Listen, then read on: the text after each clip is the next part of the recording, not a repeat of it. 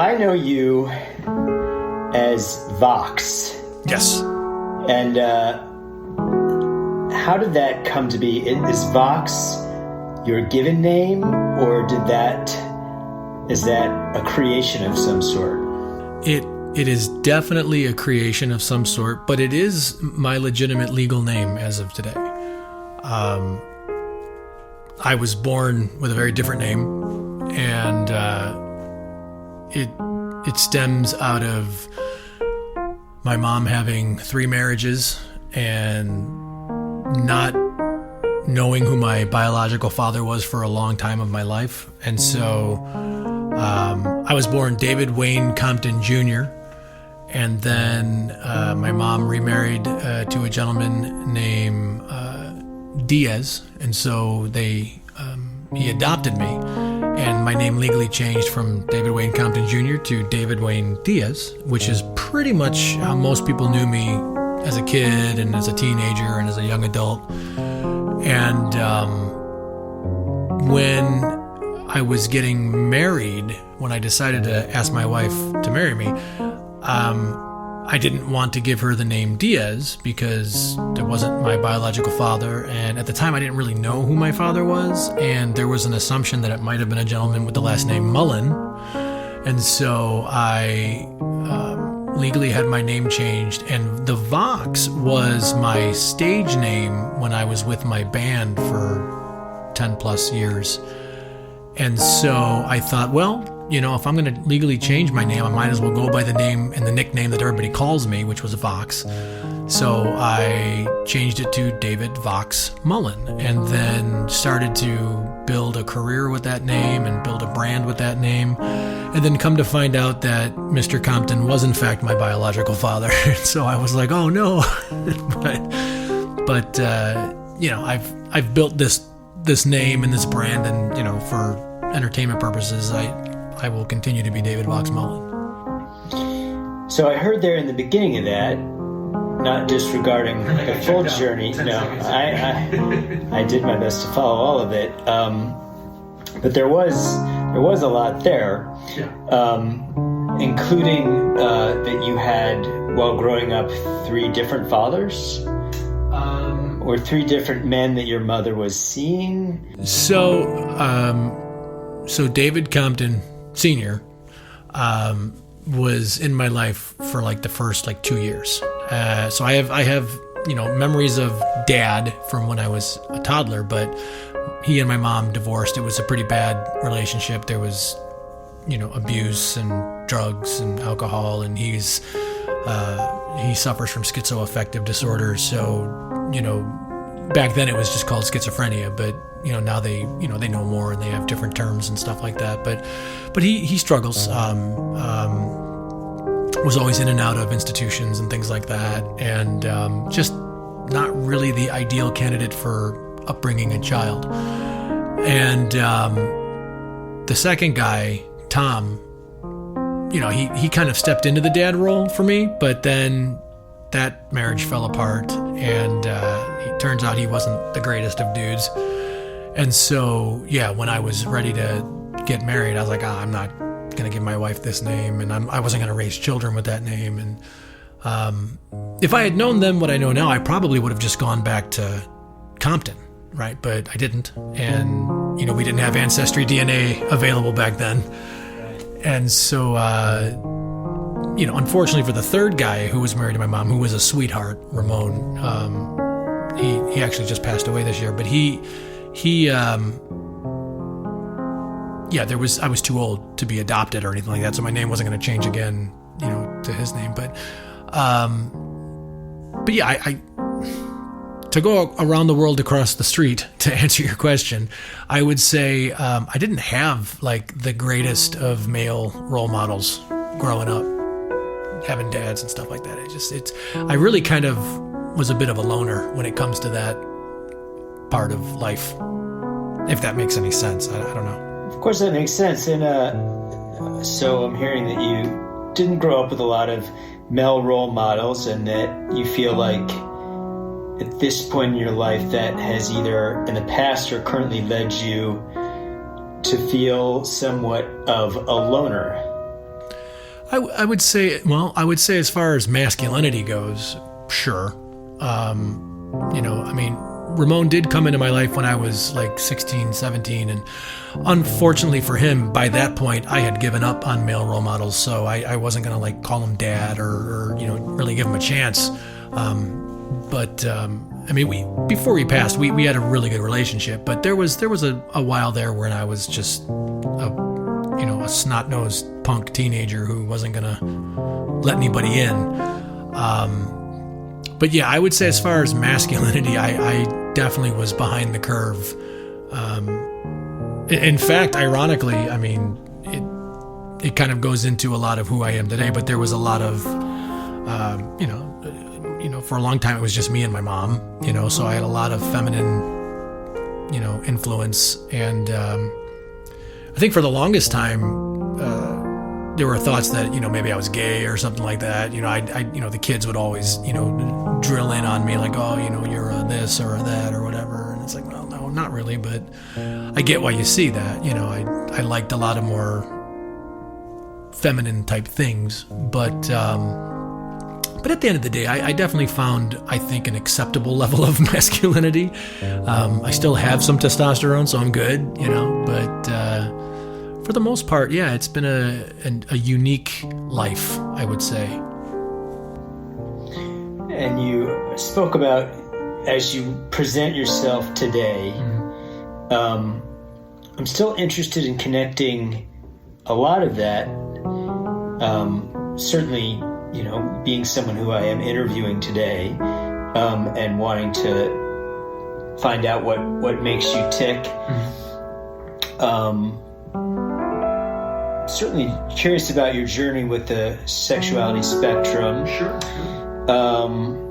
And also, I will go anywhere you want to go. Any questions? I have no shame, no pride. And I know you do sing a little, right? Oh yeah. For the longest time, that was my identity.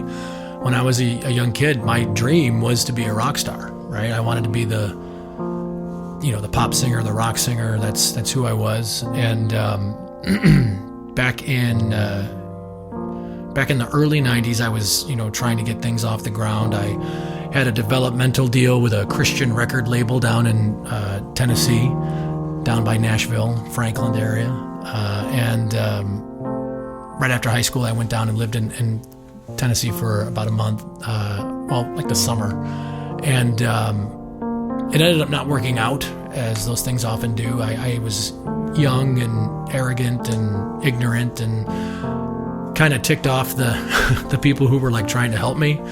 And they were like, sorry, kid, you're not getting it, go on back to Chicago. So that was kind of a hard decision, but I had to pack up and head back to Chicago with my tail between my legs. But that's when I kind of regrouped and started a band, which was called the SLIPSTREAM, where I was the lead singer of, and then we had an amazing journey. We recorded multiple albums, we got on the radio, got on TV, toured. It was a lot of fun. And singing, even to this day, is still very much a part of who I am. But when I went into the comedy stuff, then that's, I don't do as much, obviously, professionally, but every once in a while I find ways to bring music into what I'm doing and find ways to use my voice. It's fun because a lot of comics don't do that, and so when I do it, I find that it kind of gives me a slight edge over a lot of my peers, especially when the audience isn't expecting it. If I belt something out, then it's, oh wow, that's a whole new thing. So given that you sing,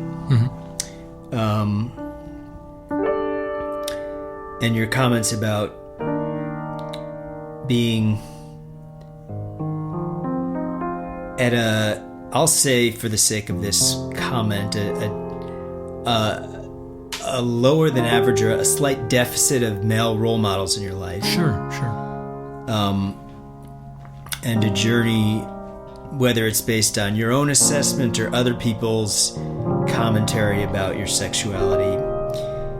I'm interested in your own understanding, your own journey of it, leading eventually to your marriage and children, right? Yeah, everything is functional, yes. Right.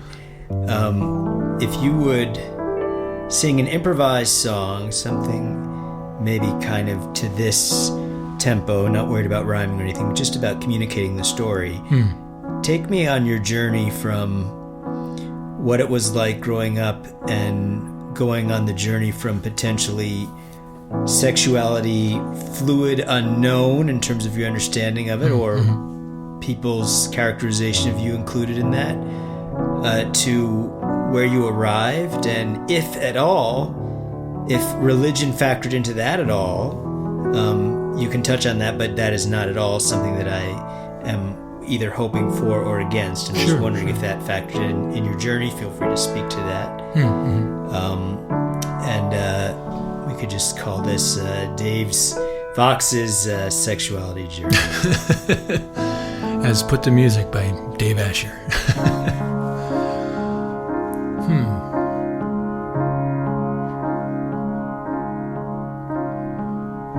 There was a time when I could find a rhythm. I knew exactly who I was to be.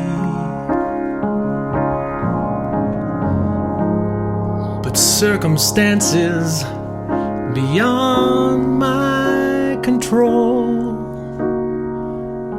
had many other plans for me.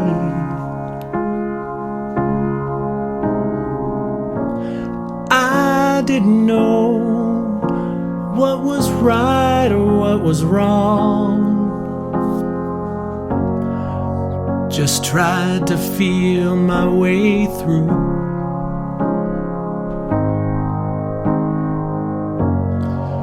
But here and now, I can see I'm where I belong,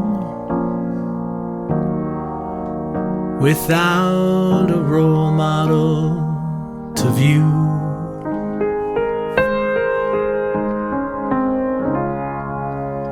I thought about the people that I looked up to on TV,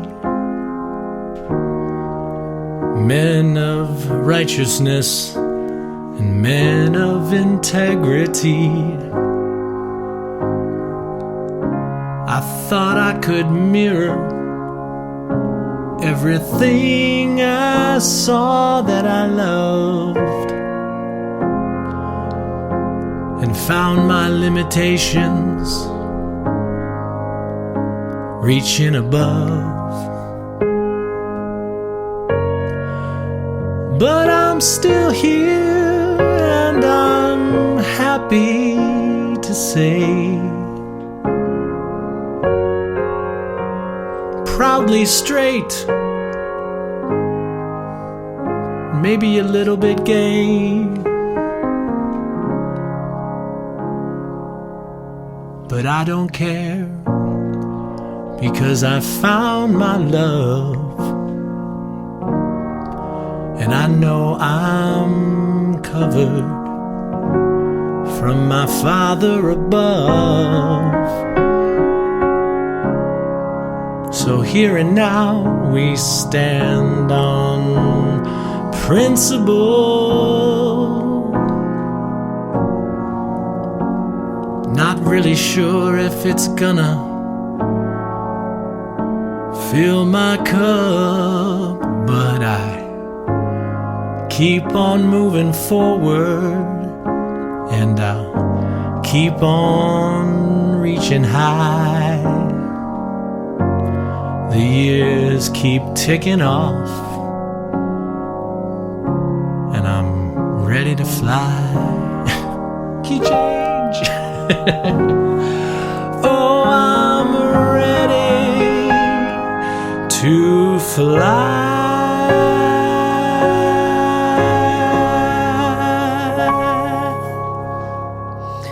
That was fun. That was fun. Did that give you anything? Did that tell the story? I don't know. I was exploring there. That was fun. Yeah. Well, what if you? I mean, we're not going to play it back, but your experience. I mean, I will listen to it when I play the whole thing back. But right. what in your telling of your story in that song, did anything jump out to you as like a like, oh, I hear myself singing that, and it's not something I've said before, but in the context of that, I heard myself sing that and it resonated. Anything happened like that? I mean,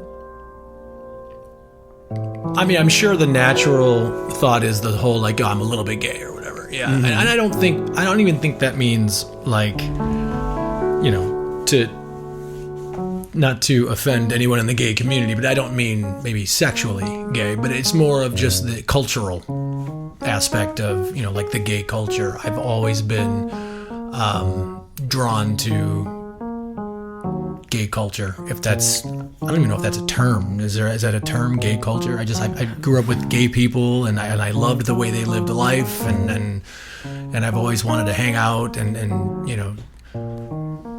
just have those people in my life, and I love all of my friends and whatnot. But I mean, I can be honest and say that there's no sexual attraction to the same sex for me, but like, again, like the culture I dig. I have a whole bit in my stand-up routine about I'm not gay, but I'm gay adjacent. Right. Which is, one of the things I famously say is I'm not gay, but I can sing every lyric to West Side Story. Or I'm not gay, but my favorite color is rainbow, and it's true. I mean, I can't land on any one color. I don't know if it's ADHD or whatever, but like if I focus in on one color for too long, I want another color, so it's the way it is. With respect to culturally gay, which makes total sense to me. Good, because I don't think I've ever heard that term. I just feel like that's the best descriptive. Do you, in your journey with Christianity, which some people take to be maybe at odds with gay, not necessarily gay culture. No, I mean, call it right on the face. Right. I know exactly what you mean. And yeah, I would say that I definitely, look, I don't besmirch anyone who has those beliefs. I would say I've been fortunate enough to get further educated on the matter. Educate our viewer. Now, I think, so filling in I don't want there to be any unspoken elephants in the room. Of course. On my part.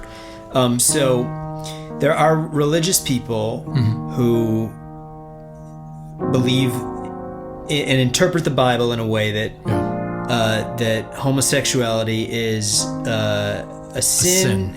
And while I don't think Jesus spoke explicitly about homosexuality, I don't know if he did or not. I don't believe he did. There are obviously people on either side of the issue who will debate that he did or didn't or whatever. At the end of the day, it comes down to a really interesting truth, which is, the information we get out of the Bible has been, translated, transcribed, rewritten, retranslated, retranscribed. And if you go back to the original Hebrew, the original Aramaic, you find that the English language doesn't have words that kind of match the descriptors in ancient Hebrew and Aramaic words. For example, the word love is used in the Bible many times, but the original Hebrew words weren't just the same word. It was a certain kind of love. Like there's agape, it means love. We translate that as love, but that's a certain kind or a type of love. There's different words in Hebrew that talk about like a fatherly love or a parental love. Well, it's a different meaning, but we just, love is the word that's used in the transcription. So to go back to the point, up until 1946, homosexuality was never in the Bible, ever. It comes from an unfortunate mistranslation of a Hebrew word, and I always butcher it, but it's like arsenikoi or something like that. And the word, if you really get down to it, the definition or the meaning of the word is, what would be the sin would be for man to lay with a young child. Right. And that unfortunate mistranslation just become, I think it was young boy, and I think that's where like they took it into meaning, just a homosexual relationship, and it was really more about like rape and inserting one's power over another child or an innocent, which is not the same thing as a obviously loving consensual relationship. And so unfortunately, I think ever since 1946, and I think it was like a German translation too, which raises a bunch of questions, but if you look at what was going on in the world in 1946 and the idea behind what kind of manipulation can be used by changing it to homosexual or having homosexual sexual intercourse, that could solve a lot of problems for certain groups of people. And I think what's so horrible about it is being a Gen X kid growing up in the 70s and 80s where, the AIDS epidemic was rampant, and watching the church, very much where I grew up in, demonize and basically just ruin people who were gay. And I've never agreed with that. It's always felt wrong, right? And like everything about Christianity, everything about my faith, everything about, God or Jesus or the Holy Spirit, has been pretty, emotional and in the heart, and just, hating people for who they love just always felt broken or wrong. And it never felt like anything else in my faith. And when I was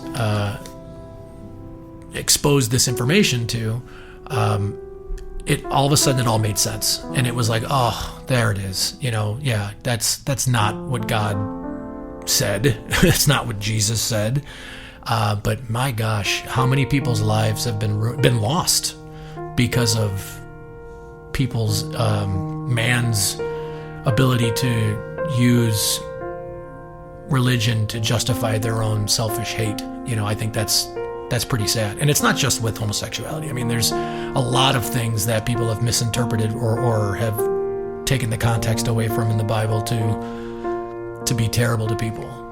I'm definitely curious to hear more of those. Other instances where people have misappropriated the Bible, Christians or otherwise, have misappropriated text or information from the Bible to justify things that you view as problematic or evil, or any things that you don't ascribe to the God and Jesus in your life.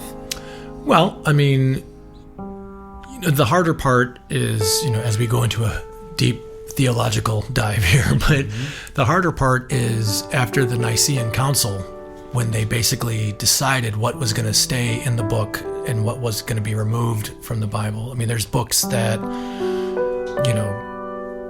I would argue belong in the collection of the Bible that are not. And so because they're not, a lot of religious people, I'll just say religious people because that has a connotation to it as opposed to the relationship we have with God. But I feel like a lot of religious people shun information if it wasn't in the Bible. And sometimes that information, when used with the Bible, kind of unlocks the mysteries of the Bible, in my opinion. I could be way out in space, but at the end of the day, I mean, I see it at every turn of the corner. But for me personally, it always comes back down to my personal experiences with the God that I believe is real, and obviously calling myself a Christian, meaning, the stuff that Jesus said and did when he was on earth, that stuff is important to me. As a Christian, do you believe in the salvation? I do. I absolutely do. I am a product of it. I know I know that if left to my own devices, I can be pretty terrible.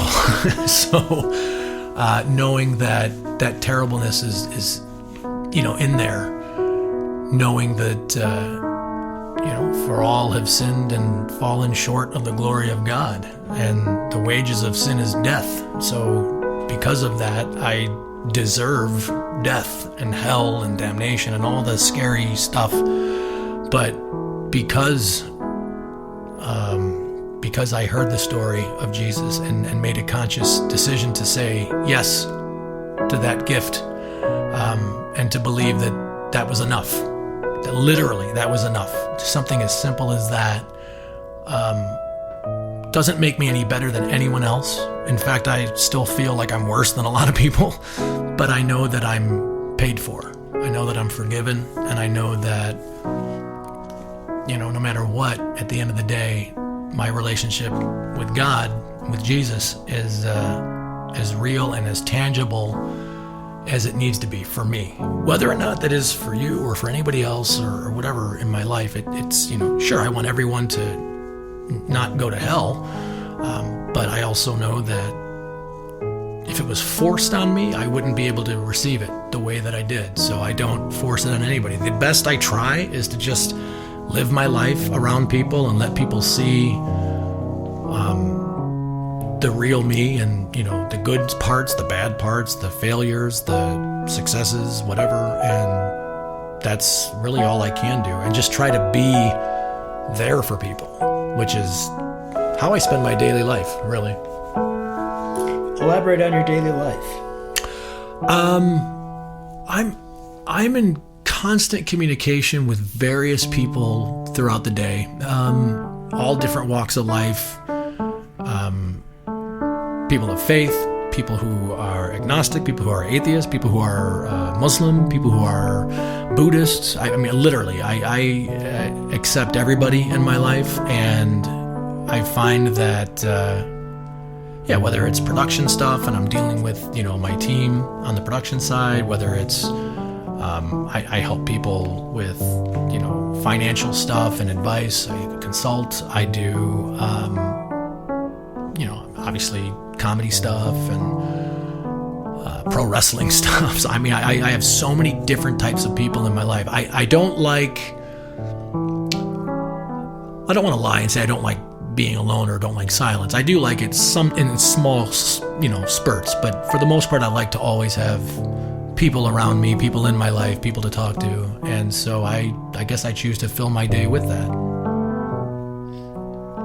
So you mentioned comedy and you mentioned wrestling. I'm curious about all that stuff. I don't know the full story with the wrestling. I see your posts about it. Yeah. But as someone who's not a wrestler myself, I never... You're not a wrestler? I'm not a wrestler person. I was when I was a kid. I liked WWF and all that stuff when I was growing up. So I'm not, at the moment, going to open up that Pandora's box of wrestling. And I really appreciate the box we've opened up in terms of Christianity. Sure. And I'm not necessarily trying to dovetail this into the mental health component of your story, but I'll say, speak to your journey with diabetes and weight and that situation. Well, that's the real thing right now that I've been focusing on. The winter of 2020, during the pandemic, I went in for a physical, as I do every year. I jokingly say, because my birthday is Christmas Eve, so it's like going in for a physical in December is probably like the worst thing to do, because ever since I turned 40, every year something new was wrong with me. I'd have, I needed my gallbladder taken out. I busted my ankle one year, needed surgery. I was fine until I was 40. Then things started breaking. Well, in 2020, I went in and just to do a typical physical, and I got my blood work back, and my glucose level was through the roof. I think I had, if I remember correctly, my A1C was like 11 or 12, which for anybody who knows, that's awful. For people who don't know, that's awful. Usually the average is they want you in between like 4 and 5, maybe 4 and 6. But yeah, I was double that. And my literal blood sugar, I think I wanted to say I was like at 800, where a normal blood sugar should be below 100. And my doctor was like, Dave, like, this is bad. There was no time to even evaluate. It was, no, you are diabetic. like something's wrong. The question was, is my type 1 or my type 2 at that point? So we did some tests, and early on the preliminary test was type 2. Come to find out, I actually have a rare type of diabetes. It's called type 1.5, LADA, and it's like latent adult diabetes, or latent autoimmune diabetes in adults, or something like that. Usually people over 30-ish contract it, and it's an autoimmune disease. And so what it is my pancreas produces insulin. Everybody needs insulin to combat the sugar when it hits your blood cells, and I am only producing about 10%. So people with type 1 diabetes, they're just not producing insulin. They need like a pump or shots. People with type 2, they are like insulin resistant. So they produce insulin, but it's just not doing anything. I just am not producing enough. And eventually my pancreas is going to stop producing insulin altogether, and I will need a pump at some point. I'm just hoping to make it to 65 before I need that, so Medicare will pay for it. But yeah, I was diagnosed with diabetes, and it rocked me because I knew that it was my fault. I have a food addiction. Some people are addicted to drugs, some people are addicted to sex, some people are addicted to alcohol. Some people are admittedly addicted to food, and I absolutely was addicted to food. I think I don't think she'd be too mad at me for saying this, but my mom, I think, suffers from the same thing. Pretty sure she does. She was always overweight my whole life, and so I think I grew up watching my mom cope with pain and sadness and depression with food. And so that became a coping mechanism. And I think for me as a child growing up, that was also my coping mechanism. So when I was independent and lived on my own, that was my control. I would eat to feel better. I would eat to not be sad. And, the problem is what do? We like the things that boost our serotonin levels, and that's sugar, right? So I would eat candy. I would eat carbohydrates, pizza, pasta, chips, all the fun stuff, all the stuff that tastes good, really. And, so I spent most of my life eating terribly. I was almost 400 pounds at my heaviest. If I'm being technical, it was 398.6. And I remember getting on the scale after the diagnosis, and I thought, I'm going to die, Dave. I mean, I thought there's no way. I knew my inability to control myself with food. And I thought, this is how I'm going to die. This is going to kill me. And to be fair, it's still very well made, but the good news is not from my own doing at this point. Maybe from damage that was done beforehand, but I have a good grip and control on it. As you can see, I've lost over 200 pounds, and you knew me when I was heavier. I did, and I also wonder, I mean, there's so much there, Vox, and one question I'm tempted to ask is, what is your What is your association of? I'm going to throw out a couple words here, and I want you to just sort of riff on it. Okay. I'm going to up the tempo just for a second on the music and make it kind of like almost like ask you to go into like an improvised stand-up routine. Sure. Inspired by the idea of a connection between overeating and comedy. And you might have material on this already, but. You might not, but I'm thinking like in terms of like, so growing up, food was a coping mechanism. Yeah. And I'm wondering too, how comedy fits in as a coping mechanism. How did you first, maybe that's really the question I want to ask first is, how did you first discover that you either were funny or wanted to be funny? What's your first memory of comedy? Oh yeah, no, I absolutely have the answer for that. And what's funny, as I mentioned earlier, when I was a little kid, my dream was to be a rock star, right? I wanted to be a musician. I wanted to be Michael Jackson. I wanted to be Bono. I wanted to be those guys that I saw. Ironically, male role models, Michael Jackson probably wasn't the best for masculinity, but I get it. But yeah, while I thought, okay, my chosen path is music, but I would still entertain myself with comedy, right? And so like the very first exposure to comedy, I think, was my parent brought home the VHS of Eddie Murphy Delirious. I don't know if you remember that. Sure. him in the red leather jumpsuit, and that was my first experience. And I saw Eddie Murphy, who, man, when you look back at how young he was when he did that, it's mind-blowing. But seeing him just commanding the audience, he was definitely in a giant arena, right? So it's the first time I had ever seen somebody not doing music hold attention of an audience in an arena doing comedy. And he was singing, he was doing impressions, he was doing comedy, he was doing some pretty blue comedy too, which for a young kid, I think I had to have been like 6 or 7 years old. Probably not the best parenting, but maybe in hindsight, I think it worked out for my parents because this is what I do now, right? But yeah, Eddie Murphy was definitely a first inspiration for me. And then, it was a different time, but I would say Bill Cosby was a big influence. Bill Cosby himself was a master class in how to do clean comedy, right? And so I always loved comedy. When I was in high school, I'd work at Portillo's, and after work I'd go to the video store across the street and I'd bring home stand-up comedy specials. Howie Mandel, Robin Williams, Bobcat Goldthwait. I have memories after memories after memories of just watching stand-up comics in my room, probably eating an entire Tombstone pizza.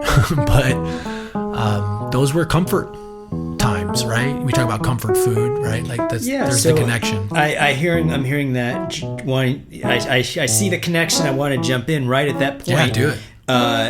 Listening to Eddie Murphy, Bill Cosby, and binging a Tombstone pizza. Right. So picking up from that moment, if you were gonna kind of speak to that, like the pleasure center that both of those hit, and did they hit together? And yeah, that's probably exactly what was happening. A dopamine, blast of food and glucose and a chuckle or two, and just the adoration of an individual who's commanding an audience, right? Like that's at the core of wanting to be a rock star. I never thought I could be the comedian, right? So I just thought, music is what I know, is what I love. Piano lessons, guitar lessons, singing in the choir, and performing in, school plays and musicals and things like that. So I thought that was the only path I had to being that entertainer, so to speak. But at the end of the day, I think that's really what I wanted to be, was an entertainer. And maybe, and I could be having this epiphany now, but maybe being the comedian was what I really always wanted, but just didn't think I could. Do you think that being the comedian, it sounds like that happened to you early. I'm wondering, maybe this is a forced connection, and I don't need you to ascribe to it if not, but not everybody, obviously a lot of people, but not everybody are born with the desire to, I want to be seen. Oh, yeah. I want to get validation or whatever from singing or from holding people's attention. That's what I hear, is that if you can hold people's attention, whether it's with music or with comedy, that's what you want to do. And I'm wondering if you were to say whatever connection you're about to make, I'm sure is right, but go ahead. Yeah. Does the initial drive to want to hold people's attention, does that go back to the early situation, the dad thing? Exactly. Yeah. I think, and I don't know if I've ever really kind of put that connection together, but as you were speaking it, I'm like, yeah, that is definitely something. It's definitely part of it. And I don't know if it's the dad thing or if it's the dad thing and the mom thing, or I just the realization that I felt maybe subconsciously I didn't know how to unlock it until more recently as an adult. But Davey, or the young version of me, feeling like I wasn't safe, if that makes sense. And feeling like I had to cope. No one was coming for me. No one was coming back for me, if that makes any sense. So if people are watching you and giving you attention, that gives you safety somehow? Maybe. Yeah, maybe. Maybe it's just, or I have people value. are paying attention. Yeah, I have value. Maybe the lack of having my days. I mean, I'll try to reader digest this because I don't. The value makes sense to me. Yeah, well, I think my issue was, when my mom and dad split, I'm a 2-year-old, 3-year-old kid. I don't understand why dad's not here anymore, right? Mm-hmm. And so, and admittedly, I don't blame my mom for getting away from an abusive situation. Of course. But at the same time, as a kid, how am I supposed to understand that that's what was happening, right? So she was honest with me. She would tell me, about the beatings and things like that. So he became kind of a monster, so to speak. We were always kind of on the run from my dad when I was little. And so, which is an awful thing for a kid to have to grow up with. Your parents are the last things that are supposed to be dangerous, right? You're supposed to be able to trust your parents. And I think I felt like that was missing or unfair. My dad was taken away from me, so to speak. But then, as years went on, as I would hear the stories about the divorce and how I was able to get adopted by my stepdad, well, I was like, well, did he have to say yes or no? And come to find out, he waived, parental rights. And then it was like, well, yeah, and there's a whole onslaught of drama and trauma behind why he ended up waiving parental rights. But as a kid, I felt like he gave up, or he just said, screw it. I don't love him enough to fight for him, so to speak. And I think that was a major invalidation for me.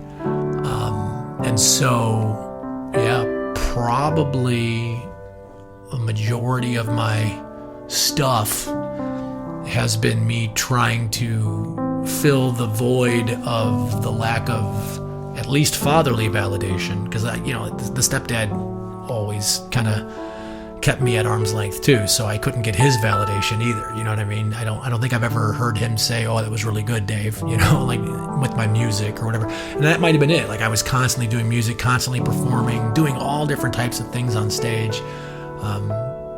And the question is this good enough?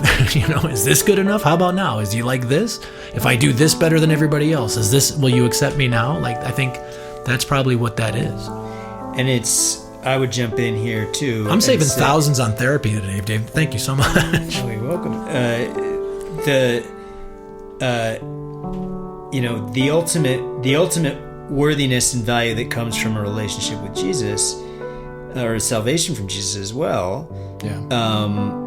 When did that come into your journey? Was it something that was Christianity with you as a child, and it was like you didn't understand the full weight of it until a certain time in your life? Because I myself, I'm wondering, like, can a 3-year-old understand salvation? No, that's right? great. No, that's great. So I was about 5 or 6 when I would describe what someone getting, quote, saved is. I mean, and I'll add that I'm 47, going on 48, and I'm still just getting new discoveries and what that really means, right? So it's not ever an easy path, right?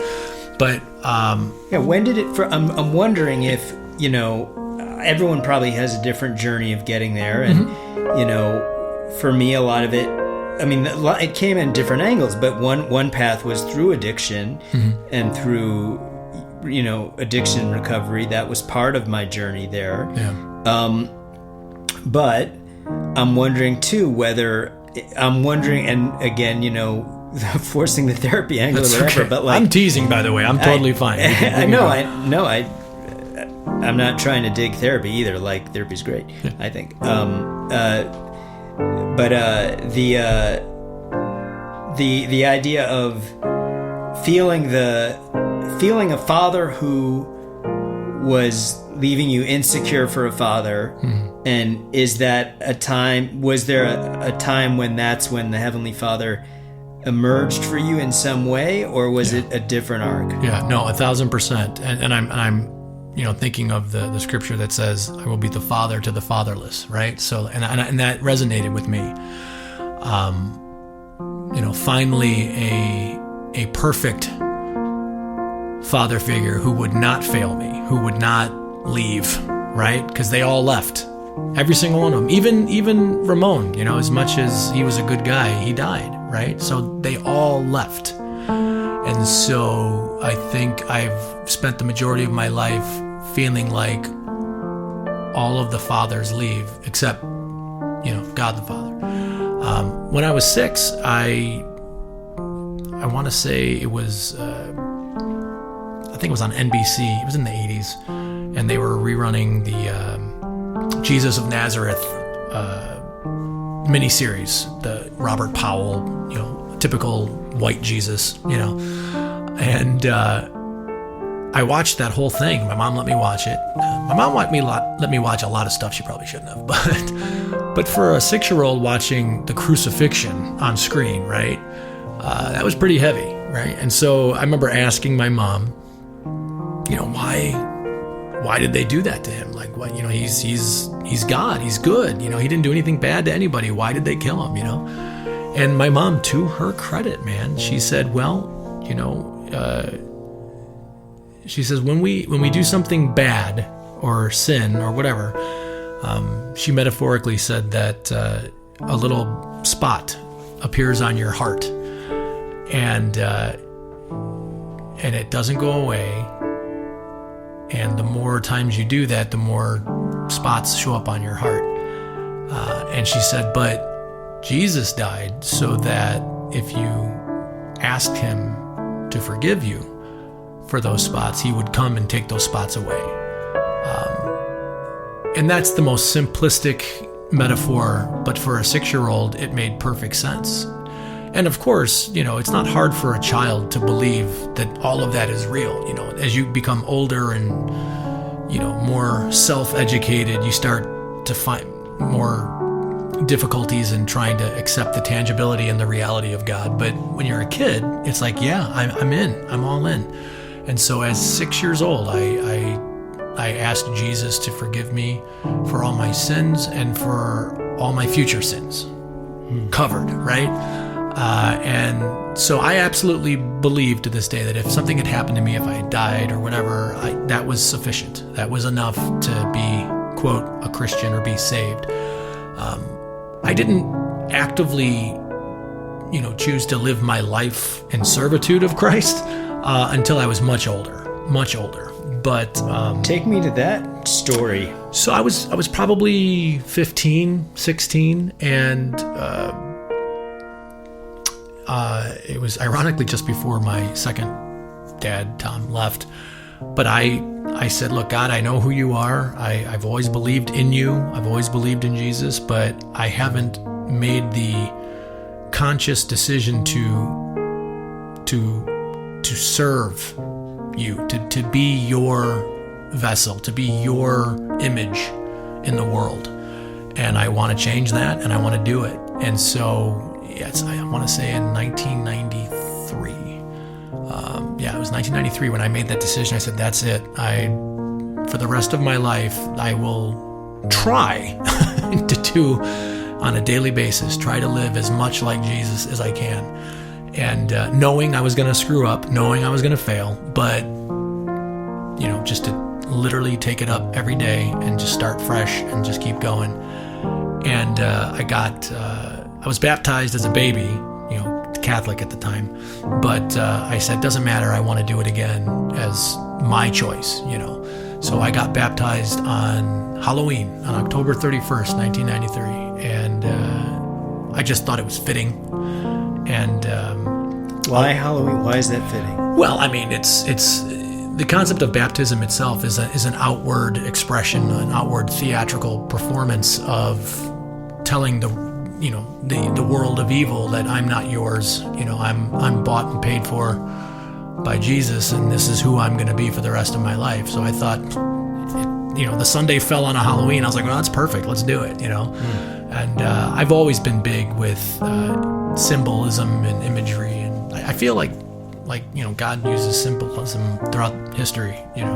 So what do you make of the relationship between the art and, dare I say, spirit of theater and the weight and the soul of the resurrection, and can there be rock and roll and the church? You know what I'm saying? Absolutely. I mean, I grew up, again, I'm Gen X, so I grew up right in the era of the rise of Christian contemporary music and pop music and Christian rock music, and artists like Amy Grant and Michael W. Smith and DC Talk and all that stuff. I definitely came up through that era. I didn't shun secular music like a lot of people did. I watched that happen, and that was kind of silly. I mean, I guess I kind of get it, but I never felt like that was necessary for my walk. But I was open to everything. I appreciated everything. And I think it's absolutely, look, at the end of the day, we call, the resurrection the greatest story ever told, right? So that is, Jesus himself spoke in parables and stories. So I think that is probably, if we get real heady, speaking in story is probably the better language than English or Greek or Latin or Aramaic or whatever. When you go and see a really good Hollywood movie, do you feel that implicitly is the message of love and potentially redemption, whether or not it's made as a popcorn movie, or whether it's it's not technically a church, but do you feel in some ways, and if you do, please speak to it at length if you would, do you feel there is a Church of Hollywood that is true to the Christian church? If not, don't lie about it. Yeah, no. I mean, I don't think I'm qualified to really give a definite answer on that. I would say there have been, look, at the end of the day, like I've said before, my relationship with Jesus is personal, right? So it's my personal experiences, my opinions, my beliefs, my thoughts, my theories, right? Non-biblical theories, like things I just assume and come to. So when I see Hollywood doing things, or when I watch a film that talks about those core fundamentals, faith or love or sacrifice or surrender or whatever, there's the part of me that goes, oh yeah, that's exactly how I feel. There's other times where I was like, no, you're getting that wrong, whatever. And that's okay. I mean, whatever. At the end of the day, the beauty of art, whether it's visual or audible or any sensory, the beauty of art is there's not supposed to be any rules, right? So if somebody fictionally or intentionally, develops a character or a story or a group of characters or a group of stories that connect with me at that level, that's great. And if there's some that just don't, that doesn't mean that they're not connecting with someone else, right? So I don't ever be like, they shouldn't have done that. I'd be like, I would have done it differently, but however they do it, that's fine. And whether that's, religious-based content or just other content, like, for a great example, you talk about, those fundamentals. I think of like Lord of the Rings, right? Lord of the Rings to me is an excellent trilogy because it really shows, in my opinion, what a man should be. I think of there's many characters. There's many male characters in that saga. Obviously, my favorite is Aragorn, right? And so, to me, that was a man of honor, a man of integrity. There's obviously a level in which he could have been unfaithful to his love and chose not to, like just all the right things, right? He is definitely the Jesus-y character of Lord of the Rings. And he has his own, path and his own break and his own redemption, all that stuff. And, to me, those themes, even though it's not necessarily saying, hey, this guy's Jesus or whatever, this guy is trying to be the Jesus in that universe, right? He's trying to do what's right, do what's honorable, fight for what's right, and defend people and rescue people and do it with honor and valor. And to me, that's very attractive as far as how I want to live my life, you know. But then at the same flip side, you've got, like, say, the Star Wars saga, right? The Luke Skywalker saga. You know, his trouble with his father, right? Like, I felt that growing up when it was coming out. I remember seeing Return of the Jedi in the theater, and him, you know, not to spoil it for anybody who hasn't been around since the 80s, but for him to be able to successfully turn his father back to good, like, to me, I'm sure there's a connection there with my biological father, and wishing I could save him, you know, or fix him, whatever went wrong with him and his mental health and whatnot. Not that he needs to be fixed. I mean, I'm also learning that, you know, I can love my dad for who he is. But yeah, I think Hollywood themes absolutely can successfully achieve that. And there's plenty that don't. But as far as, like, you know, like the church, I mean, man, we live in a country where you can say and be and do whatever you can make up. So I don't get too lost in the weeds on some of that stuff, if that makes any sense. It makes sense to me. That I'm still, though, sometimes I get into this mode of, though, like, okay, so, I mean, using your story, your narrative, at 15, you say you want to be of service to God, and every day if you can. Do you feel, and this is an entirely open-ended question, do you feel that you are serving God with secular comedy or by watching a secular popcorn movie? Right. Or is that like, well, Jesus would want me to enjoy the world that is here, and is that at odds with, well, what we're walking around in is you know, a fallen world, and you know what I'm saying? I mean, yeah. I mean, if I, it's a great question. I would say, and there's a lot that I've recently just kind of come to grips with that, you know, because I am what we define as a secular comedian, right? I talk about very real world, very current themes. I do work blue. I do say the F word, you know. But I feel like, I'll just be blunt and say, I go up on stage, I have material, but I'm also open. And there have been times where I'd be in the middle of a set and the Spirit of the Lord would hit me, and I would say something that isn't necessarily funny.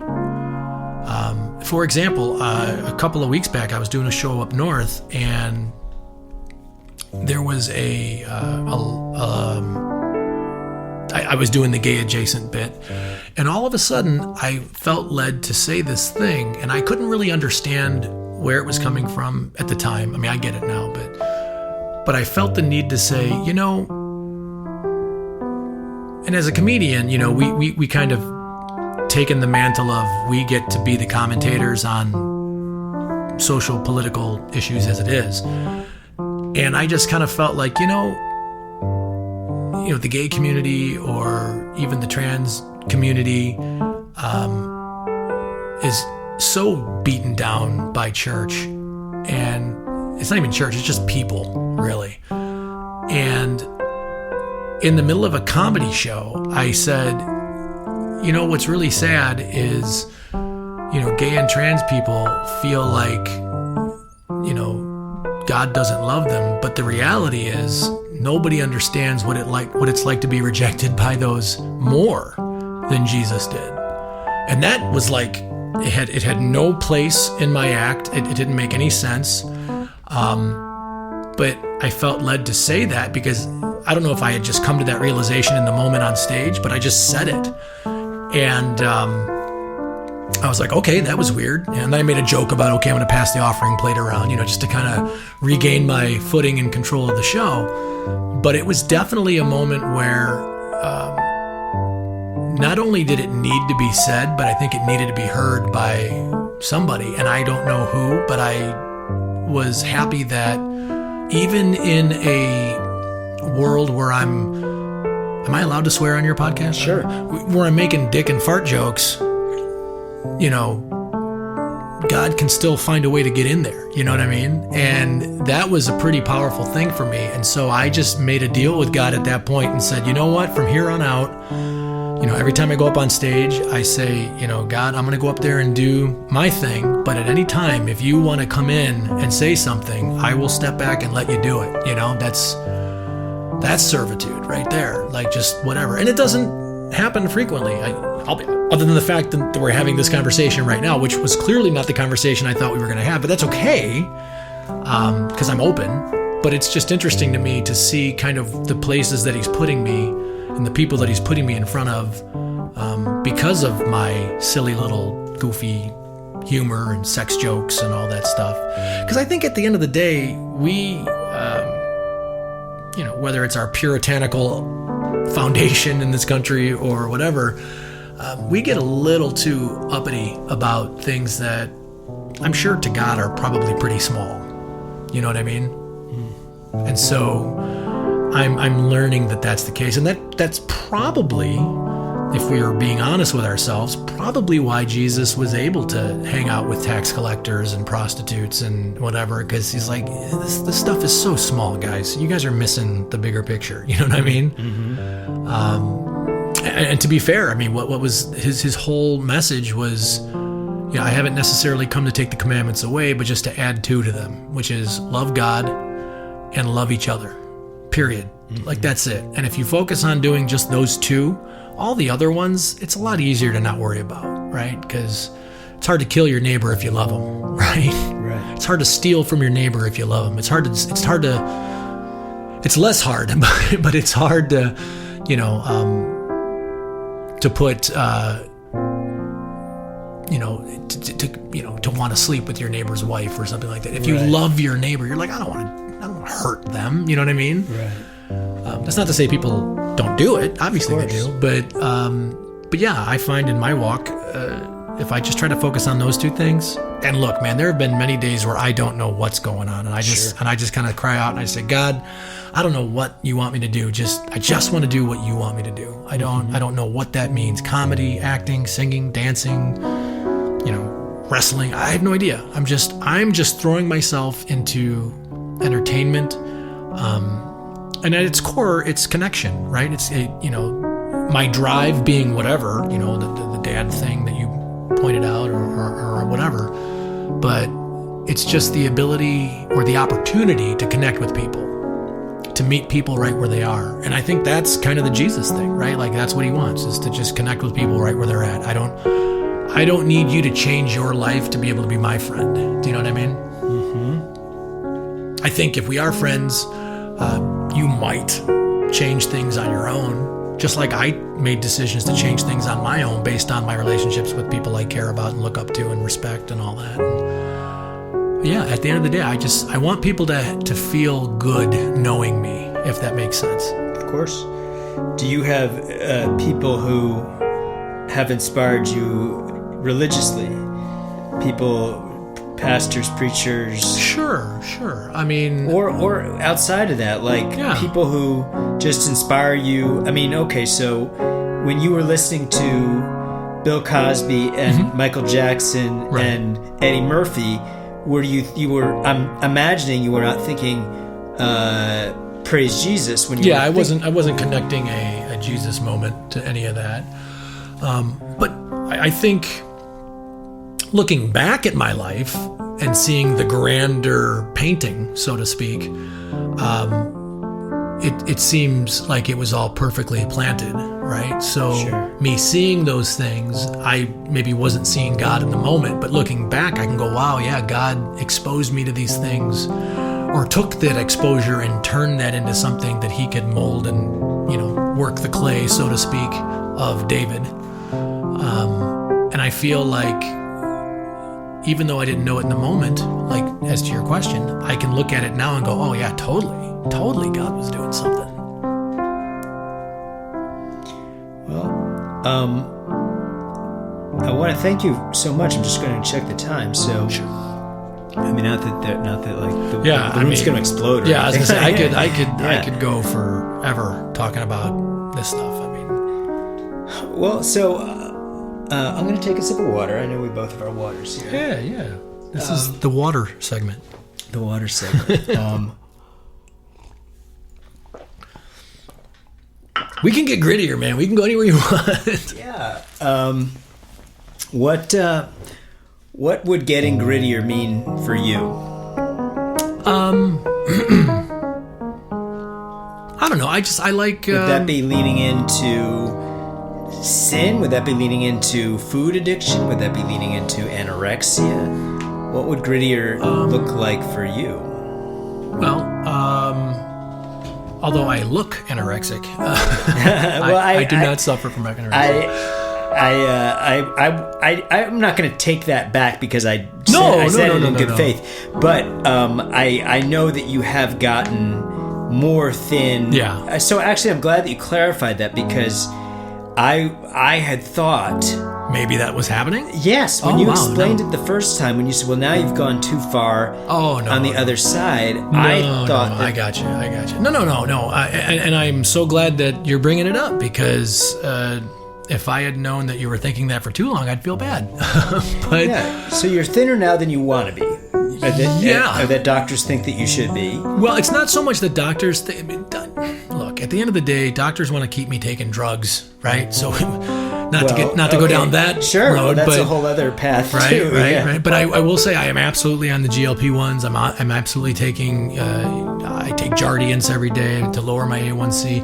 There's other benefits. This is why I still take it. It's for heart health and other things like that. Because of my diabetes, I am more susceptible to certain problems, so I have to be careful. But like I said, I was almost 400 pounds. I felt like being like 250 would have been great. 210 at the most, right? I'm clocking in at like 178, 179, which is. And why are the pounds coming off? Well, because I'm still doing what I can for my health. My A1C is still high, so I'm still taking the drugs. I'm still exercising every day. And so that's kind of just ripping it off me. Now, here's the thing. Maybe my body is supposed to be at this weight. I honestly don't know. It is holding, in that 170, 180 range. But again, it was never a size I thought I needed to be. And the irony is I had spent so many years being a bigger person that I sometimes forget how much smaller I've gotten. And so when I'm out and about and I'm, kind of ready to throw my gone weight around, I realize, oh no, I say the wrong thing to the wrong guy and he could, sneeze on me and knock me over, right? So it's a weird reality check. Every time I get out of the shower and kind of see my body in its rawest form, I'm like, wow, okay, yeah, that's not the shape I'm used to seeing, right? But and so yeah, sometimes that scares me. I think it's more just fear, because I know that diabetes also does strip people's weight off, and I feel like diabetes is an animal I have to fight, or it's a monster I have to conquer, and maybe that's a bad way to look at it because maybe it's an unconquerable thing, and I need to learn how to live symbiotically with it. I don't know. But I'm not super jazzed about being as skinny as I am, if that makes sense. Of course. But it's not like I was like, sticking my finger down my throat in the bathroom or anything like that. I'm glad you aren't, and I am glad that you clarified that. Yeah. But I'm also glad that I had that misunderstanding because I don't know without that element that I would have actually reached out to you about this podcast. Okay. And I'm really glad that I did reach out to you about this podcast. Yeah, me too. I wasn't necessarily thinking it was bulimia or anything. I just thought maybe that somehow some sort of, body dysmorphia or I don't know. Well, there's definitely body dysmorphia, for sure, right? I mean, just in general, right? I wanted to lose weight, and now that I've lost weight, I've got extra skin, right? As a pretty common thing with massive rapid weight loss. I'm not planning to have it removed, just because I've done the research and it looks like it's a really painful recovery, and to me it seems like it's all vanity, right? So I don't feel like I want to do that to myself in the spirit of vanity. And thank God for my wife. She's like, I don't need that from you. I don't need you to do that. But when I look at myself and I see that, I really have to struggle with, taking that as a trophy of a victory of overcoming my addictions, as opposed to the aftermath of the damage or whatever. But I'm 1,000%. I still struggle with food addiction. I still struggle with it, but I definitely have a lot more control over it now. And honestly, thanks to, modern medicine and I've got the glucose monitor on 24/7, so that helps me be more heightened aware of, what my blood sugar is looking like, what kind of food I'm putting in my body. It's kind of like it's like a gauge in your car. Like I can see, what the oil level is or whatever. And that has definitely saved my life. So I as much as I complain about, doctors pushing drugs, and they do, but there's definitely been life-altering benefits from them as well. So it's a dichotomy of sorts. Well, you did bring up the health industry. Mm-hmm.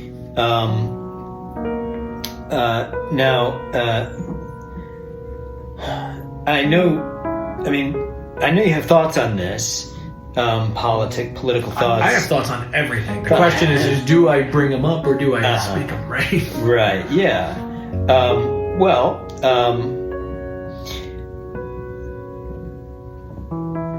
I think what I want to press into is I want to go back a little bit to, I think the wheelhouse for me has been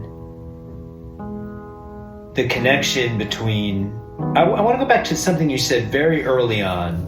Sure. About feeling a little bit of a loner. Do you recall saying that? Oh yeah.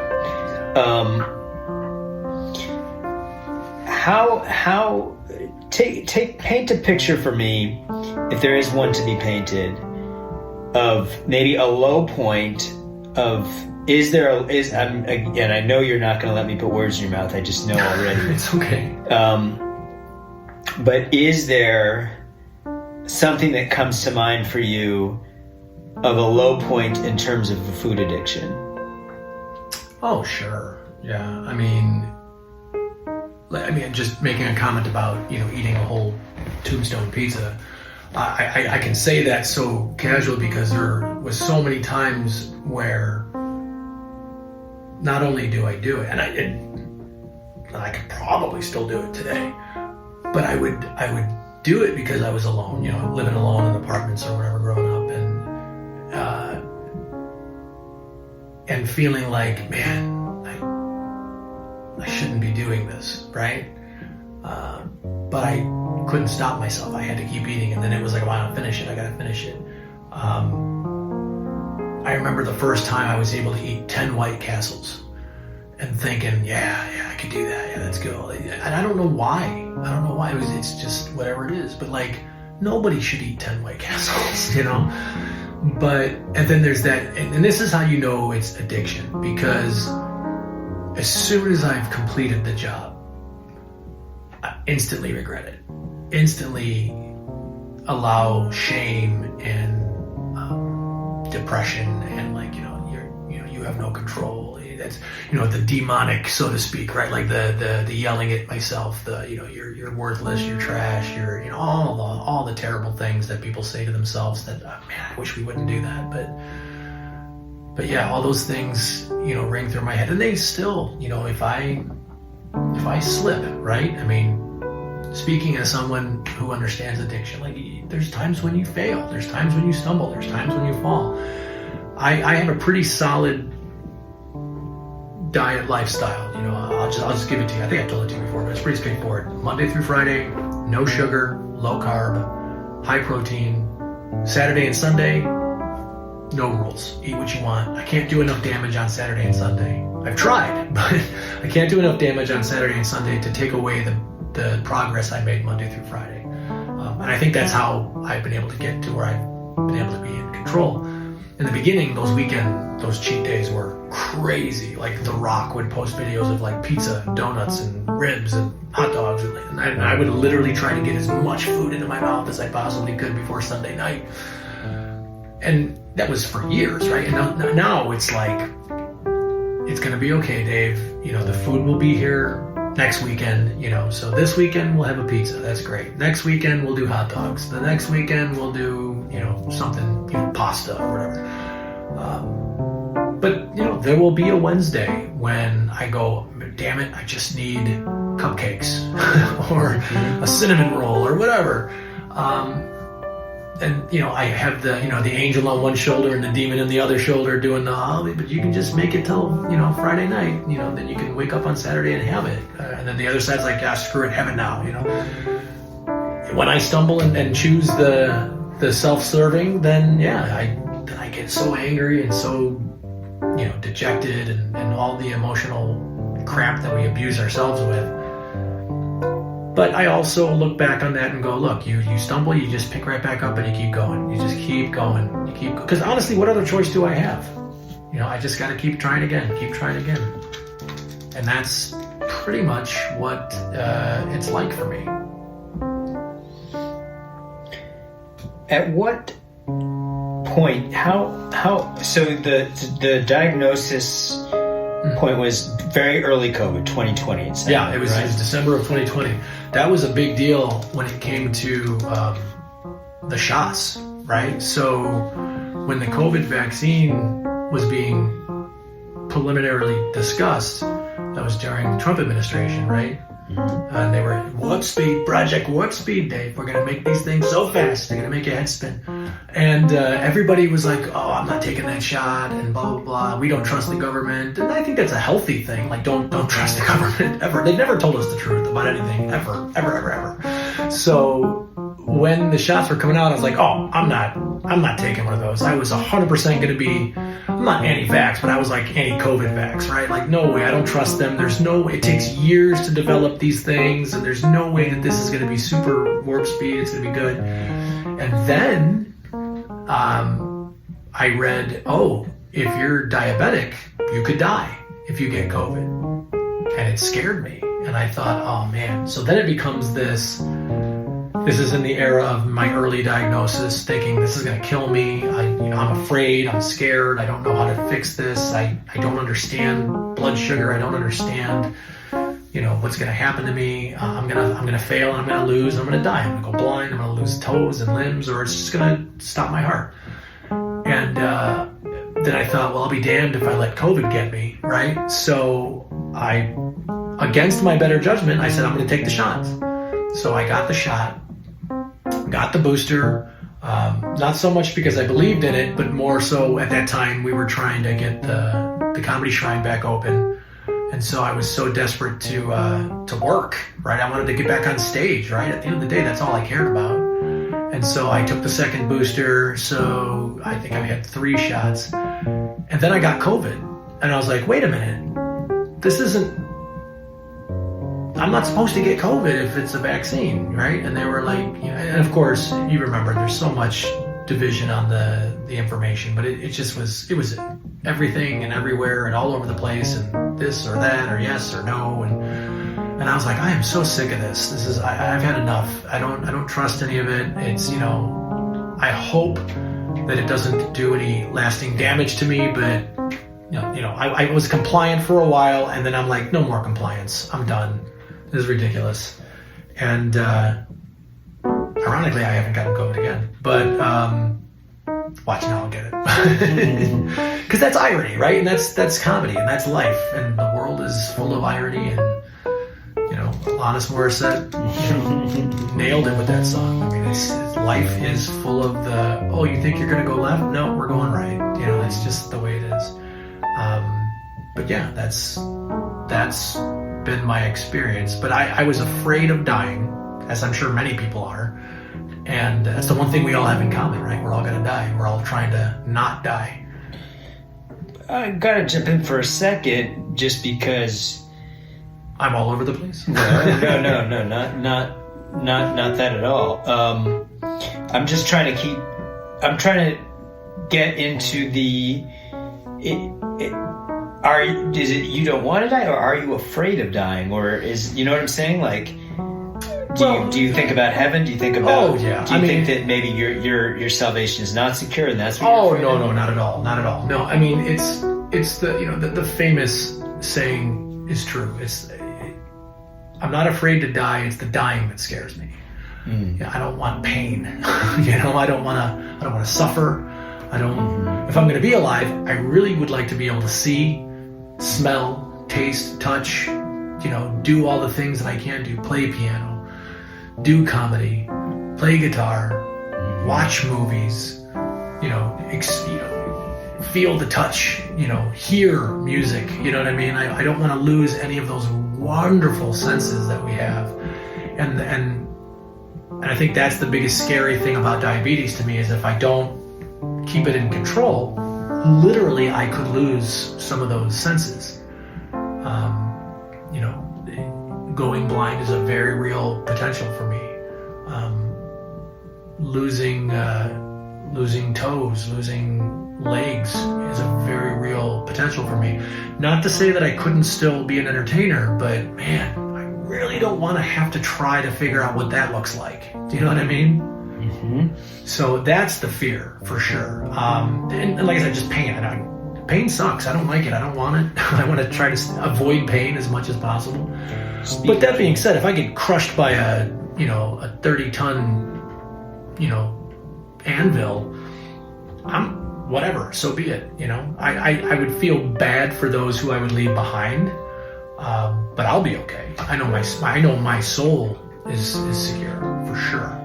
Speaking, I appreciate all that. I want to hop in with a thought here about pain and performing, and ask if I've seen your act a couple times, and I know there's the Trump impersonation, which thank you for gracing this podcast with. I do it way more than I want to, like in my daily life. I'll say something that's so Trumpish that I can't say it without doing the impression, because I feel weird saying it otherwise.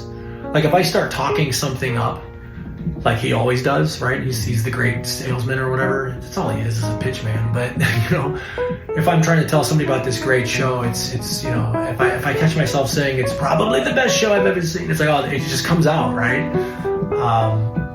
But yeah, it has given me a level of doorway keys into furthering my comedy career, for sure. Not that I want to be known as an impressionist, but my version of Trump is fun, and I think unique, and I think I do him pretty well, and probably better than anybody else does him. Other people do it, but they don't do it as good as I do. It's just one of those things where my version is my version, and I feel like everybody else's version is all right, but it's mine. It's my version of Trump, if that makes sense. But I love doing the impressions, but I also like doing other stuff. But well, in your act, so you were up to over 400 pounds, you said. Yeah. And I'm imagining that at some point your being overweight worked itself into your act, did it not? Oh, yeah. No, I mean, I definitely talk about it. In fact, this is an excellent opportunity, Dave. Yeah. To talk about my upcoming comedy special. Awesome. That's coming out, Type 2 Comedy. Where I literally, it's a unique take. It's produced by Under the L Productions, my production company, and directed by my very close friend and amazing filmmaker, Dre Richards, who not only convinced me that we were going to film the special, because I was scared, I wasn't ready, I didn't feel like the imposter syndrome is real, right? I wasn't ready to do a full special. And but he, being the artist that he is, he had a vision to do a comedy special mixed with non-comedic pieces. And so what we've done is we filmed the special itself on stage, plus this unique conversation where I talk about very real, very raw, very heavy subjects, and we kind of weave them in and out of the comedy, and we take the audience, or the viewer really, on a journey of, hey, this is fun, but also there's a serious message here, but also this is fun, but also there's pain here, but also this is fun, but also there's fear here, right? So like it's I don't think it's been done before to this caliber, and that's what was exciting about it for me. I think that's how he pitched it to me, was we're going to do something that is a new take on, it's not your normal comedy special, so to speak. If you think you're going to see a comedy special, it's going to be different than what you're expecting. Playing with the fourth wall, so to speak. But yeah, so I definitely talk about the diabetes in a big way. And I actually wrote a comedic song about having diabetes that I will share with you offline. But when it comes out, people can see it. But yeah, I talk very much, probably a good chunk of my act is about what it was like being addicted to food and having diabetes and the addiction to sugar and what that means. And I don't want to give too much of it away. Sure. Well, before that, during the Vox 400-pound phase pre-diagnosis, was being overweight a part of your act? Were you making fun of yourself as a heavyset person? Okay, so no, I appreciate that. Yeah, oh sure. A lot of my humor was self-deprecating, right? So being fat was just an easy self-made target. And I'm reminded of a situation during an improv show where I got heckled, which is whatever. I mean, I get heckled all the time, and I love dealing with hecklers and whatnot. Some comics hate it, some comics like it. I love it, but because it gives me an opportunity to show people that I can't be beaten when I'm the one on stage, but B, also just how witty I am and how clever I am that I can come up with something on the spot. All thanks to improv. But I'm reminiscent of a specific improv show years and years and years ago where I was asking, the audience for a suggestion for I think a song I was supposed to sing or whatever, and they were like, being fat, and I was like, fuck you, man. Like that was, and it really got in my head, and it really hurt me, and we had an intermission, and one of the people kind of grabbed me and pulled me aside and said, dude, you know what, you lean into that and be the Chris Farley, be the John Belushi. And I was offended at first when I heard that. I was like, oh, be the silly clown, the slapstick fat guy. Like, I don't have a brain, I don't have creativity, which is, in retrospect, a terrible thing to say for the genius of Chris Farley and John Belushi. But at that time, I was still coming up in the industry, still learning, right? Still being educated on comedy. So I wasn't able to see things in as much depth as I can now. But at the time, I remember being offended and being like, is all you see is just my weight? Am I just a fat person to you? Whatever. And so in my anger, after the intermission, I went back out there and I fucking Chris Farley'd it up, and I flopped around on the floor, and I just made a complete fool of myself. And it killed. It absolutely killed. And I remember having to say to the guy afterwards, man, I hate to admit this, but I think you were right. Like, I really needed to lean in. Like, this is who I am, so I've got to use it, right? So I leaned into the kind of slapstick stuff. And ironically, this could take us into the wrestling thing. Because I was fortunate enough to connect with a pro wrestler named Ken Anderson. On WWE, he was known as Mr. Kennedy. When he left WWE, he was known as Mr. Anderson. And he and I just became really good friends. We started podcasting together. We had a fun show. We called it Push the Button, where we talked about all the hot button issues that you're not supposed to talk about: sex, religion, politics. We rarely talked about wrestling. And I had an idea for a sketch. And he and I wanted him to be like a cop, and I was like the sketch was called Out of Work Weed Dealer. I think you can find it on YouTube. And so my character was just this guy who was an idiot who didn't know that they federally legalized marijuana throughout the U.S. So I was still trying to sell it on the black market. And it was like, what are you doing? You could just go to the dispensary and get it now. But his character was a cop who realized I was an idiot, and so he was just kind of punking me and fucking with me. But he said to me off camera, he's like, man, he goes, your physical comedy is like Jim Carrey level. And to me, that blew me away because, oh yeah, Jim Carrey's not a fat guy, right? But he's slapstick and he's all over the place. And okay, so maybe stop equating the weight with slapstick and just be slapstick, right? And it really spoke to me. And so our relationship built from there, and he would introduce me to various wrestlers. He would take me backstage, and I'd get to go hang out at pro wrestling events, and I would meet people and producers and writers. And lo and behold, through time, I ended up establishing a relationship with WWE legend Al Snow, who I convinced, who is a very funny guy. I convinced him after many, many months of prodding him to go on the road with me and do a two-man kind of vaudevillian comedy show. And so we did that for 2 years, and it was so much fun. And so finally, at some point, unsolicited, he reached out to me and said, hey, do you want to come on TV and be this character in wrestling? And I was like, are you serious? Like 1,000% yes, you know. I grew up watching WWF and loving it throughout the 90s and whatever. I still watch it today. I'm a huge consumer of it. And that apparently I did a good enough job that it became a reoccurring role, and now I'm the character of the executive director of the OVW board of directors or board of operations. The title changed at some point.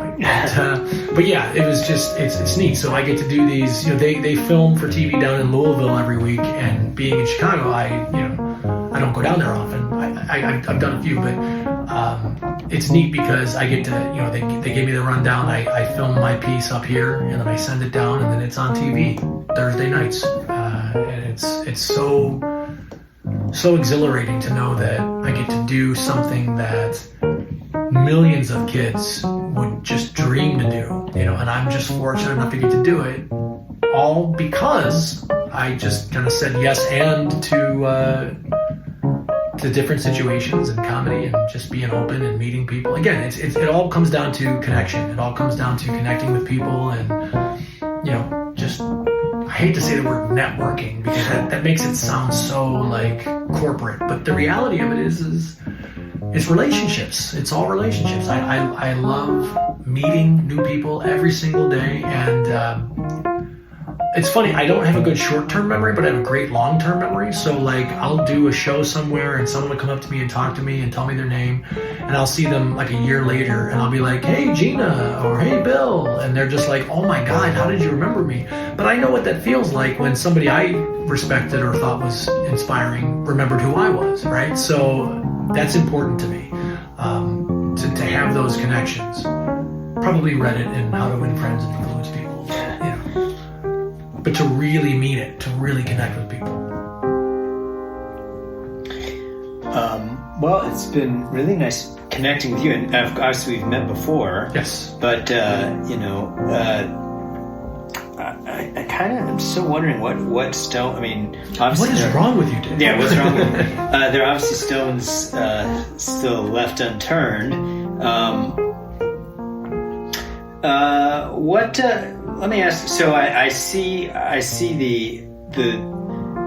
journey for you of you know, you said networking, and that to me, no, I don't mean that in a negative way. Yeah. I mean, why did you say that's okay? Why did you say? Well, I thought you stopped yourself from saying it because I said Oh, you said something disparaging about... Right. Well, just the word networking is right. used as more of a corporate word. So I thought when you stopped yourself, you were like, oh, I don't want to... Maybe that happened on some level. I guess what I take a sip too. Yeah. The water is so good, Dave. Mm-hmm. Such great water here. Not like they have in Flint, Michigan. You've heard of it. Have you ever done Trump selling someone on Jesus?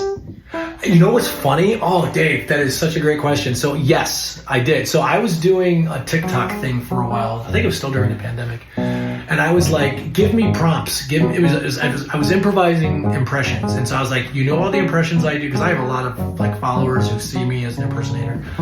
And somebody literally said, "Do Trump, talking about salvation." And I was like, "It's so good, Jesus Christ. We've got a son of God, folks, the son of God. And he's probably the biggest son that the God has ever had. And he's so great. We're gonna have a crucifixion. It's gonna be very sad, very bad, very, very nasty crucifixion, but it's gonna be short term. Okay, 3 days. We're gonna give him 3 days. And he's gonna come back, and it's gonna come back so great. It's gonna be probably bigger than he's ever been before. Okay." But yeah, so I did that, and it was funny. What I love about doing Trump is I don't care if you are pro-Trump or anti-Trump. I can usually tell if somebody just really fucking hates him, and that's fine. I just do as real of a Trump as I can, and it serves, because if you hate Trump, the reality is you probably love to hate Trump. Right? Because he's the villain in your story. Yeah, he's the heel. He's the heel, exactly. I love it with the wrestling terminology, Dave. So like you love to hate Trump, so I'm going to give you what you love to hate, right? And if you are a MAGA, alt-right, whatever, and you just think he's the second coming, I'm just going to give you that, and you're going to love that too, and that has really worked. So, people close to me know my real thoughts on Trump, but I think most people will be hard pressed to know, do they think I'm a fan? Do they think I hate him? Do they think I love him? I mean, I love that he exists because I've been able to definitely cash in on, doing the impression.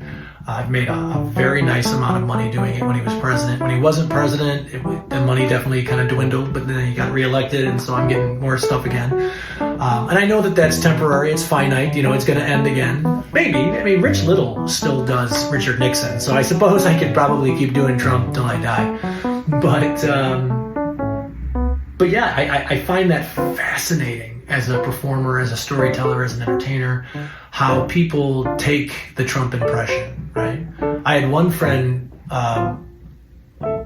he was a producer, and he actually developed what eventually became a show I did during Trump's first election in 2015, before he became president in 2016. And it was called An Evening with Trump and Hillary.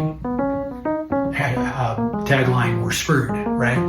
And it was just an improvised town hall with Trump and Hillary. So we had a gal who was really good at doing a Hillary impression. I did the Trump. And Trump got all the laughs, right? And so the producer took me aside afterwards. He goes, "If Trump fucking wins, it's your fault." I think it's funny because when you're a kid, you think, oh, it'd be cool to have like Commando as president or Rambo as president. Well, Schwarzenegger's not American, so you can't have him, or Stallone maybe, or whatever. I think Donald Trump was kind of America's first, well, second, right? Because they hired Reagan, right. But like their second chance to bring on this actor, this character-y, pop culture icon that was Donald Trump. Right. He had fans and haters even before he got into the political world, but I think that's why we did it, like kind of just to see if we could do it, right? Mm-hmm. I can say confidently that I never voted for Donald Trump. Mm-hmm. Obviously, I still benefited from his presidency, but so let that be a puzzle piece for people who are trying to figure out my position on him. But yeah, I think it just goes back to the fascination I have with people and connection and communication, and to get real spacey, consciousness, right? Just the connection we have with each other, with maybe our creator or whatever. How we do that. Press into that a little bit. Sure. Vox. Consciousness, connection, creator, communication. Yeah, riff on that a little bit. Well, I mean, if I dig into that, I feel like, if I'm being honest, maybe sometimes with medicinal assistance, but I have come to places where I feel like there's something kind of beyond the veil of our reality, the heaviness or the entity, so to speak. Like, I don't believe God, if God is infinite and this big, all-knowing, all-creating, all-everything, I don't think he could have a form, right? He would be limited in a form. So I feel like maybe God is like a consciousness or an emotional connection or something. Hence the need for Jesus being a physical form. Hence the Holy Spirit being the ability to be in multiple people at the same time, because Jesus can only be in one place at one time. Like, kind of the perfection, the Trinity is the ability to be all of those things at once, across space and time. And if you're high right now, this is making perfect sense. If you're not, you're like, where are they going? But, and I accept that. I recognize that. But I feel like we are all still, at least on Earth, we're all still connected through our ability to communicate with our consciousness, sometimes subconsciously, right?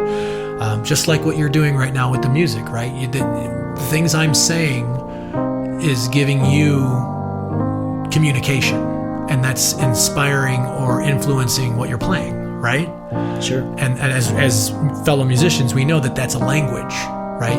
You don't have to speak the same language, but you can use music to convey emotion. You can use music to tell the story. And whether it's acting a scene out without words, whether it's silent film, whether it's a song with beautifully woven lyrics that rhyme, which make it even seem more perfect, or just instrumental pieces that people can just sit in and experience and be taken on that. I've had instrumental music that's moved me to tears, as I imagine you have as well, right? I mean, absolutely. And I say that because we do speak the same language, so I feel like there is some of that that's shared between us, and yeah, it's beautiful. Honestly, if I'm being raw, just literally yesterday I was driving and a piece of music just hit. And what sucks is I don't remember what the song was, but there was a piece of music that just hit me while I was driving, and I was moved to tears, and it was beautiful and it was powerful. I remember saying, like a small subconscious prayer, like, God, just protect me so I don't crash, right? But I was accepting the moment, and I was allowing myself to feel those feelings and the tears to come, and just be present in that space. And it was, man, that's no English was necessary there, right? The message, the story, the emotional connection I had with the composer of that piece, it was shared, and that's the beauty of it. I mean, even if it's like Mozart or Beethoven or Tchaikovsky or people who are long gone, but their music is still communicating with us, right? And so I think as an entertainer, why I have recorded albums and why I film comedy specials and why I go on podcasts and why I put content out there in the world is I know that I do that for legacy, if that makes any sense. I know that when I die, my kids and grandkids or whoever will be able to pull up David Vox Mullen or my band, the SLIPSTREAM, and just hear my voice and understand the information I was trying to convey to the world and get messages out. And I don't care how, quote, famous I get. I mean, sure, fame is fun, but at the end of the day, I just want to connect with people. And I'm thinking of Van Gogh right now, how he painted these beautiful paintings in kind of obscurity. And it wasn't until after he died that everybody really appreciates the beauty of his art now, right? Like, he didn't get to enjoy that fame, so to speak, but it still reaches us. And that absolutely is emotional to me. I don't know. Are you a Doctor Who fan? I love that. That's the end of that riff. Right? Are you a Doctor Who fan? Well, I was growing up. Right. So the reason I ask is because on the new version of Doctor Who, they did go back in time to Van Gogh, and as a gift, the Doctor did this special thing and brought Van Gogh to modern day, so he could see the admiration that people have for his art. You know, there's paintings in the Louvre and whatnot, and brother, that brought tears to my eyes, because it was like, oh man, what a beautiful gift. You know, it's not real, right? Maybe it's real. Maybe in heaven God lets them see that. Who knows? But like, will people know me? Will people remember me, right? Isn't that what we all want? Like, will people remember us when we're gone? And so I feel like I'm planting those seeds on earth now to be remembered and hopefully liked. Well, this is definitely a seed in my garden that I have seen grown into someone who I really like a lot. Dave. Yeah, that's awesome. So on that, I want to thank you very much for joining me and sharing about your life and your beliefs and your faith and your story. Before you close us out, I want to say one thing in response to what you just said, because it moved me. I don't know. Do you remember how we met? So I think the first time that we met was through my connection with the bit, or actually not because of my connection. It was before that, right? But it was. Well, wait, maybe I'm wrong. But okay. My recollection is that Dave Sinkers suggested you reach out to me about working at the Shrine. So it wasn't Dave. Okay. It was another gentleman, the other piano guy. I can't remember his name. Oh, yes. Okay. Dan Jogley. Dan. Yeah. So he's like, oh, you should reach out to Dave. So I reached out to you, and, you know, understandably and respectfully, you were kind of like, it's not a good fit. And I was like, oh, that sucks. But whatever, you know, I wasn't like, oh, screw this guy. But I felt like, okay, you know, I honestly felt like maybe you were kind of a little judgy or whatever. And then I heard that you were over at the bit, and I was like, okay, so you won't do it here, but you'll do it there. And I was like, okay, whatever. And then through no control of either of ours, we ended up working together. And I remember thinking, okay, well, now I'm going to see what this guy's all about. And I am happy to say that through multiple experiences working with you, I have absolutely come to love and enjoy working with you, and just to know you as a person and to get to know you. And yeah, so when you said what you said, I thought that was nice. And I want you to know that even our little weird intro in the beginning has turned into what I think is a very neat relationship. And I really do enjoy, you know, anytime I get to chat with you. Awesome. Well, I appreciate that very much, Vox. And I look forward to our next chat, jam, and show, man. Woohoo!